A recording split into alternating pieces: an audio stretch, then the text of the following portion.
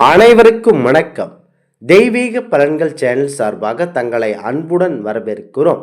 இன்று நம் காணொளியில் காண விரும்புவது வெற்றியை வழங்கும் வழிபாடுகளும் விரதங்களும் பற்றி இந்த காணொளியில் விரிவாக பார்க்கலாம். வாருங்கள் காணொளிக்கு செல்லலாம். மறக்காமல் ஒரு சப்ஸ்கிரைப் செய்யவும். ஒவ்வொரு விரதங்களும் ஒவ்வொரு வகையான பலன்களை தேடித் தருகின்றன. நம்பிக்கையோடு விரதத்தை நீங்கள் மேற்கொண்டால் நல்ல பலன் உங்களுக்கு கிடைக்கும். விரதங்கள் ஏராளமாக இருக்கின்றன. வார விரதம், தினசரி விரதம், மாத விரதம், திதி விரதம், வருட விரதங்கள், சிறப்பு விரதங்கள், பிரதோஷ விரதம், நட்சத்திர விரதங்கள் என பல வகை இருக்கின்றன. ஒவ்வொரு விரதங்களும் ஒரு வகையான வாழ்க்கையில் நற்பலன்களை கொடுக்கின்றன.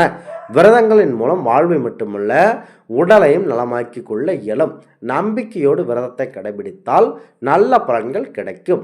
ஜாதக ரீதியாக நமக்கு யோக பலன் தரும் கிரகம் எது என்று அறிந்து அதற்குரிய திதி, யோகம், கரணம், நட்சத்திரம் பார்த்து விரதம் இருக்க வேண்டும். விரதம் இருக்கும் நாளில் அருகில் உள்ள ஆலயங்களுக்கு சென்று வழிபட்டு வந்தால் நற்பலன்கள் கிடைக்கும். தோஷங்கள் அனைத்தும் மாறி சந்தோஷங்கள் நன்மை தேடி வரும். இந்த நவகிரகங்களில் சஞ்சாரம் நல்ல நிலையில் அமைந்தால் வாழ்க்கை சக்கரம் சீரான சூழலில் முடியும். ஒவ்வொருவருடைய ஜாதகத்திலும் ஒவ்வொரு கிரகங்களும் ஒவ்வொரு அமைப்பில் அமைந்திருக்கும். எந்த கிரகம் பலமிழந்து இருக்கின்றதோ அந்த கிரகத்தை பலப்படுத்துவதற்குரிய வழிபாடுகள், விரதங்களை மேற்கொண்டால் வாழ்வியல் வளம் பெறலாம்.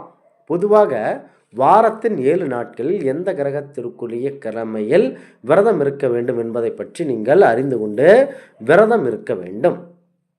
பொதுவாக சூரியனுடைய, அதாவது ஞாயிற்றுக்கிழமையில் சூரியனை அருளை விரும்புபவர்கள் ஞாயிற்றுக்கிழமை என்று ஆதிவார விரதம் இருப்பது நற்பலன்களை தரும்.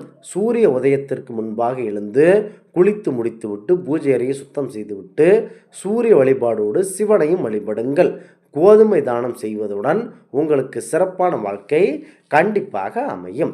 அடுத்ததாக சந்திர தரிசனம் செய்பவர்கள் நீங்கள் குறிப்பாக திங்கட்கிழமை நாட்களில் சந்திரன் பலன் வேண்டுபவர்கள் சந்திர பகவானின் அருளை பெற திங்கட்கிழமை என்று விரதம் இருப்பது சுபம். அன்றைய தினம் தெற்கு நோக்கிய அம்பிகை வழிபட்டு ஒரு சிலருக்காவது அரிசி தானம் செய்ய வேண்டும். இந்த சிறப்பு நாட்களில் சந்திர தரிசனம் காண்பது இன்னும் சிறப்பு வாய்ந்ததாகும். செவ்வாய்க்கிழமை என்னும் அங்காரகன் அருளை பெற விரும்புபவர்கள், ஜாதகத்தில் செவ்வாய் பலம் குறைந்தவர்கள் செவ்வாய்க்கிழமை அன்று விரதம் இருந்து முருகப்பெருமானை வழிபட்டு வர நல்லது நடக்கும். துவரம் பருப்பை, அதாவது துவரை தானம் செய்து அவற்றுக்கு நல் பலன் தரும்.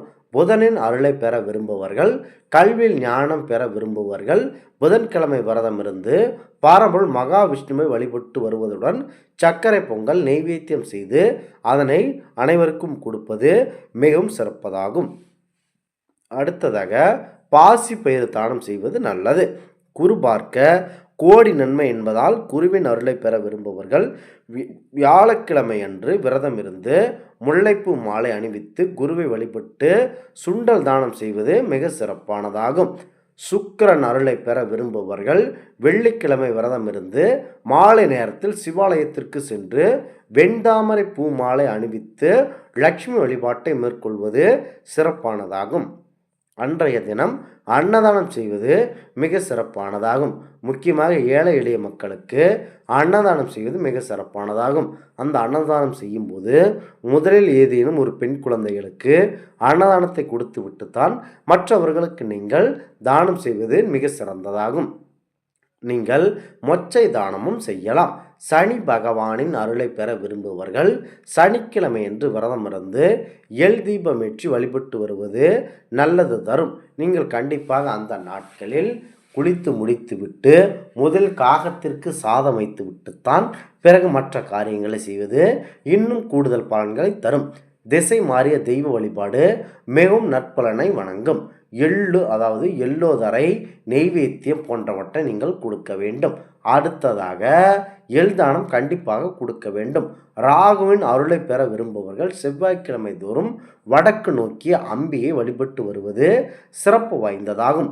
கேதுவின் அருளை பெற விரும்புபவர்கள் கேது இருக்கும் இடத்திற்கு அந்த நாட்களில் விநாயகப் பெருமானை முறையாக வழிபட்டு வருவது சிறப்பாகும். ராகுவிற்குரிய உளுந்து, கேதுவிற்குரிய கொள்ளு தானம் செய்வது மகா புண்ணியமாகும்.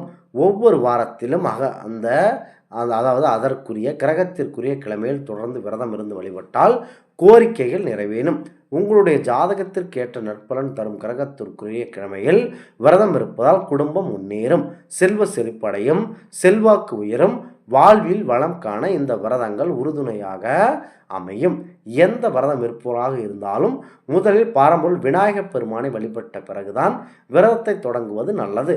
விநாயகர் வழிபாடு வெற்றியை வழங்கும். பொதுவாக அனைவருக்கும் சங்கடகர சதுர்த்தி இருந்து ஆணைமுக பெருமானை நீங்கள் வழிபட்டால் சங்கடங்கள் அனைத்தும் கண்டிப்பாக நீங்கும். இந்த ஆன்மீக தகவல் உங்களுக்கு பிடித்து இருந்தால் தெய்வீக பலன்கள் சேனலை கண்டிப்பாக சப்ஸ்கிரைப் செய்து கொள்ளவும். மீண்டும் ஒரு நல்லதொரு காணொளியில் உங்களை சந்திக்கிறோம். நன்றி, வணக்கம்.